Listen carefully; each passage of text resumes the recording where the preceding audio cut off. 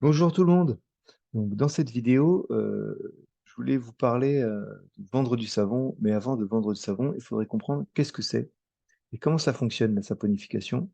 Donc, je l'ai fait en mode simple, d'accord? Je l'ai fait en mode très très simple pour pas que ce soit rébarbatif. Donc, suivez-moi. Hop là, je vous montre. Hop là. Donc, la saponification, c'est quelque chose d'assez simple, d'accord? Bon, ça fait charabia quand on le voit comme ça, mais c'est simple, d'accord? Donc, on a un triglycéride, donc c'est n'importe quel corps gras. Ça peut être végétal, ça peut être animal, n'importe, d'accord?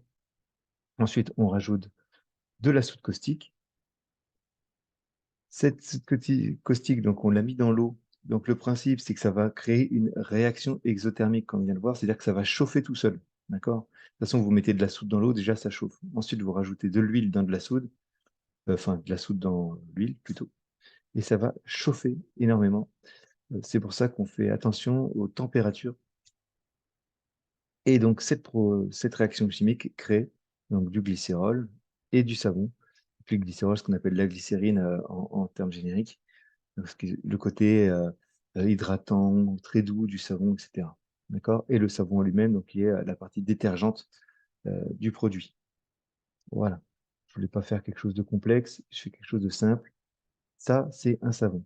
Après, vous avez deux différences, c'est la saponification à froid et celle à chaud. Celle à froid, comme on a dit, il y a une réaction qui va se faire toute seule, qui va faire chauffer la pâte à savon, 40 degrés, j'évite, moi, personnel, j'évite de dépasser les 40 degrés. Pour garder le côté nutritif des huiles, en fait, on ne veut pas que ça s'évapore, on veut que rien qui parte, on veut que tout reste dedans. La saponification chaude, c'est le contraire. En fait, euh, ils vont mettre beaucoup, beaucoup de soude et ils vont faire chauffer, chauffer, chauffer pendant des semaines.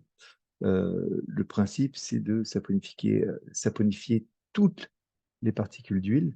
On veut que tout triglycéride soit saponifié. Ensuite, on rince à l'eau salée pour faire partir l'excédent de soude, mais ça entraîne toute la glycérine aussi, ce qui fait que vous avez des savons sans glycérine, euh, donc des savons qui sont 100% détergents, tels que le savon de Marseille. Et voilà, voilà. Donc, moi, je travaille que en saponification à froid. On ne fait pas chauffer les huiles, on les garde intactes ou le moins dénaturé possible. Et nous, la différence aussi, c'est qu'on ne va pas mettre plus de soude, nous, on va mettre plus d'huile. D'accord?